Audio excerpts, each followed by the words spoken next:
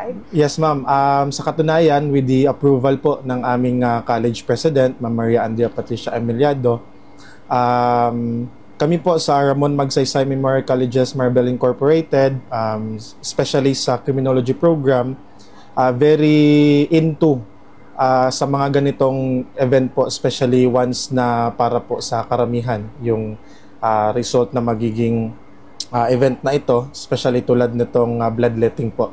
Opo. So lahat naman po kami, ma'am, excited. It's because kung yun po yung pwedeng maitulong namin sa karamihan and makilala po yung program namin sa ganung paraan, so of course very willing naman po kami. Opo. So, idagdag ko na rin po, kamusta po lately yung mga ginagawa nating mga programa para sa ating mga criminology students po ng Ramon? Kasi makikita po talaga nating very participative po sila sa mga civic activities like ito, Dugong Bombo. Yes, ma'am. Una-una, ma'am, yung sa amin sa ngayon is we remove talaga those mga, yung tinatawag natin na power tripping. Yung mga pamamaraan dati ng criminology na more on physical activities lang.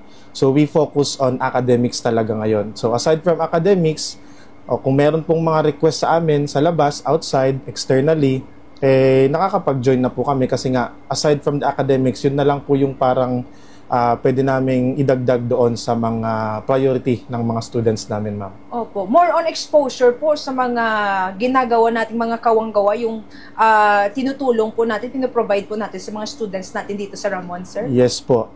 Actually, ma'am, marami pong nagre-request sa mga interns natin, even sa mga lower years, externally, may mga cleanup drive, and one of it, itong bloodletting. Yun na nga po, ma'am, sabi ko kanina, kapag nakakatulong sa karamihan, of course, very willing kami and sasama and magpa-participate.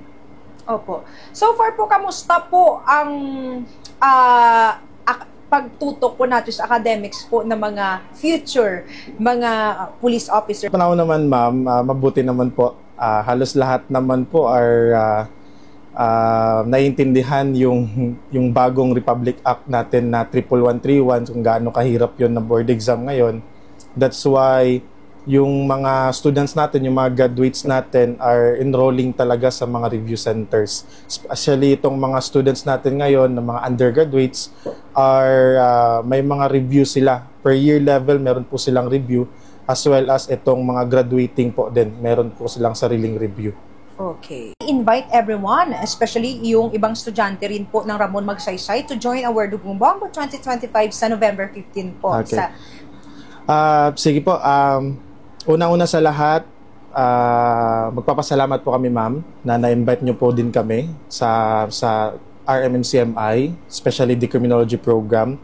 But of course, I'm inviting everyone na mag-join po dito sa Dugong Bombo or Dugong Bombo program ni Radyo Philippines or Bombo Radyo Philippines this November 15 po, 2025 sa KCC Mall of Marbel. So hoping po na lahat or karamihan mag-join kasi nga para sa lahat po ito, and sa mga gustong tumulong and sa mga gustong mag-donate ng dugo, not only helping others but also helping ourselves also, kasi nga pag nag-donate po tayo, mas gaganda po yung I think, hindi man ako expert, pero mas gaganda po yung parang health natin po kapag nag-donate tayo. Okay. Maraming salamat, Sir Yan, and see you po sa November 15. Sige, ma'am, thank you din po.